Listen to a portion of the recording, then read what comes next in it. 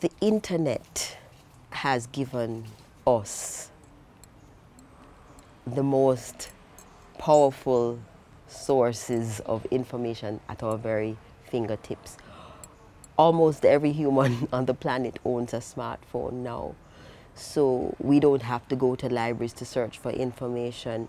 Everything we want to know can be found on the internet, and we have the internet in our hands. But what are we doing with it? So it can be good, it can be bad. It's like a car. A car, if driven properly and carefully, is very beneficial. But a car used recklessly can do you grievous bodily harm.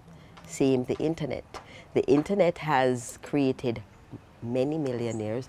The internet has created many opportunities for people to show off what they have to sell, to show off or promote themselves, to promote concepts, to drive behaviors, right?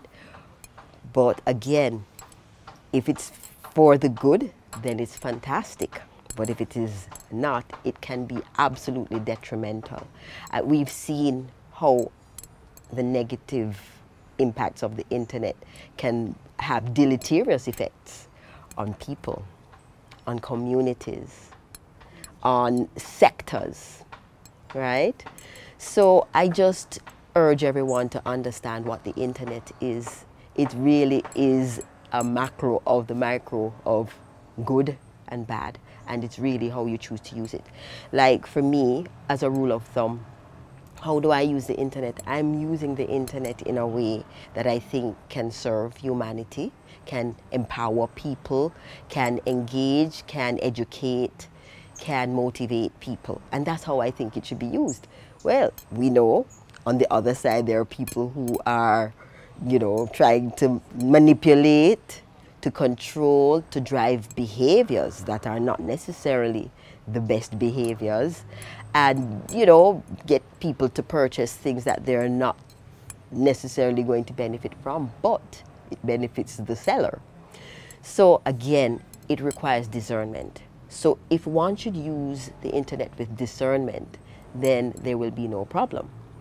So for example, where social media is concerned, social media is powerful. It's engaging people from 0 years old to 100 years old if they can still see.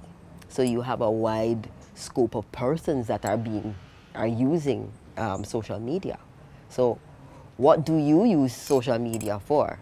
Do you use it for finding out what's the trendiest outfit, trendiest party going on, trendiest look, trendiest gadgets, equipment, makeup, hairstyles? Are you using it to learn? Are you using it to bolster your wisdom in certain areas?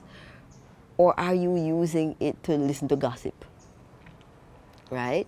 So we need to be clear on what we're using it for, right? My rule of thumb, because of what I do and how I see the world, I want to be empowered. I want to have knowledge.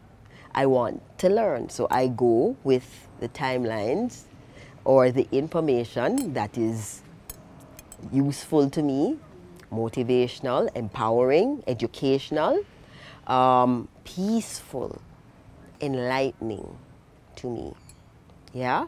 And so just like in your real life, you can create your reality in your real life. You surround yourself with the most vibes, yes, funnest, full of energy people. Yeah, you're a party person, but then you might want to surround yourself with very quiet, easygoing people with no drama, and that's fantastic. In the same way, you can create your social media presence and your social media world by flooding your timeline with the things that you want to see. Because what happens invariably is that you create a space that you are comfortable in, you're uplifted by, and you are up-leveling at all times. On the other side. You can create a reality full of pure confusion and drama and violence and animosity.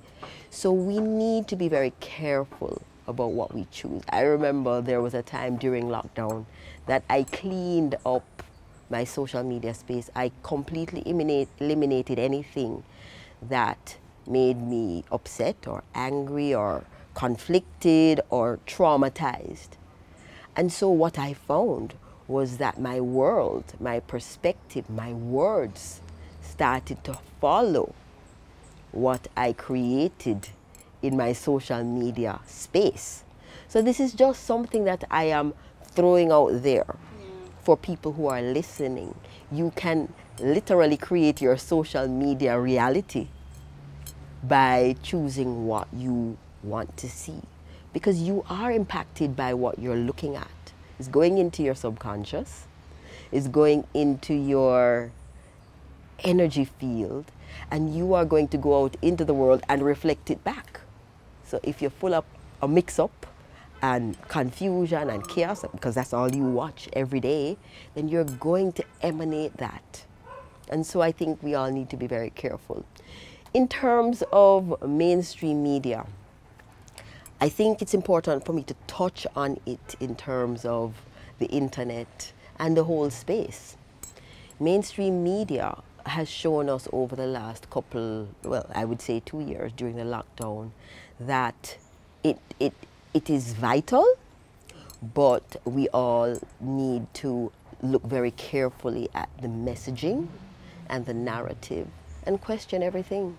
In fact, in all of the internet and media space, social media, mainstream media, everything needs to be questioned. And this is the challenge that I'm giving out to everyone that's listening.